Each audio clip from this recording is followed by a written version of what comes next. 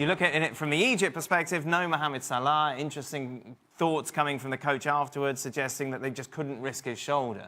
Well, he was basically saying we're just resting it all on the second. Yeah, the two games. He came out and he said we were quite certain in the training session that he would be able to play. At the end of the training session, he was examined by the doctor, and there was some doubt. If he fell or was hit by another player, we thought he might get another injury. So we decided not to take that risk. We want to be sure that we can have him on top form against Russia and Saudi Arabia. It doesn't seem that big a time period between now and the next game. 3 days, isn't it? 3 days. So then suddenly everything's going to be all right again? Yeah. Not in 3 days.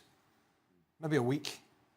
Anyway, we talked about it yesterday, saying this is what he might do. He might not forfeit the Uruguay game, but maybe go without him, just try and dog it out, which they almost did for a point, but it didn't work out. So apparently it's 5 days. That's my mistake. Yeah, I was sorry, because when I was thinking that, I was thinking, I'm sure we got more rest in between games back in 1990. Time zones. We go and enjoy ourselves a little bit in between the games. But yeah, so he's got 5 days. But anyway, he's put everything now in the one pot. Right. He's saying we're targeting the Russia and the Saudi Arabia games, and that's the way we're going to do it. We're disappointed he didn't play, but I think there's more to it. I'm not sure he is going to play in the next game. If they are saying that he's not fit for this game, how can you then be fit 5 days later? I mean, I think he's got a bigger problem than that. But we talked before, Ali made the point that Uruguay, are a rough team, you know what you're going to get from them. So maybe he is literally wrapping him in cotton wool. He's got to play him. But by that statement, he has to play him, because in that statement he said, if he gets knocked over or hit by another player, so the injury's not going to... There is no injury problem unless he is physically getting in an issue with a player and he goes down. That might not happen. Unfortunately, football's a contact game, isn't it? Yeah, but it's a World Cup. They haven't been to one since God knows how long. He might never be back at one again.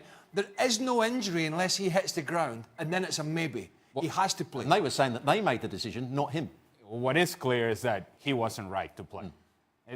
Because if there was any chance for him to be on the field, this game actually had all the opportunities for him to come on.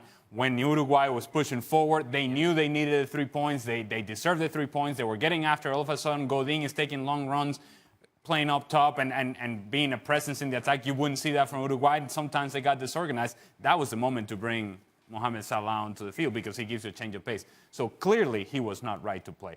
I just don't see how, if you're not right to play now, you're all of a sudden touched by a miracle and you're able to play and able to make an impact. It's one thing to be on the field, but then make an impact for Egypt.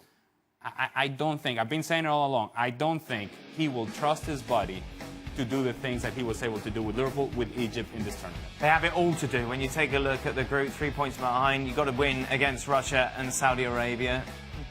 I'm confident that they can do it. Who? Egypt. No. I always thought it was going to be a dogfight between them and Russia. But you picked them. Yeah, I'm not confident they're going to do it, because they're not a great side, but neither are Russia. I think that was sort of papered over a bit by how bad Saudi Arabia were. I think Egypt, grinding it out for as long as they did without Mo Salah against a good Uruguayan side, although they missed chances, shows that they've at least got something. But the whole Salah thing for me is I can't get my head around. He cannot do what he's doing and did do for Egypt in the next 2 games that he did for Liverpool. The only issue I see is if somebody absolutely smashes into him and he goes to ground. Right. Now, he's got to get that out of his head. And if that's a problem for him, don't play. Is he bottling it? Not if he plays the next 2 games. Right.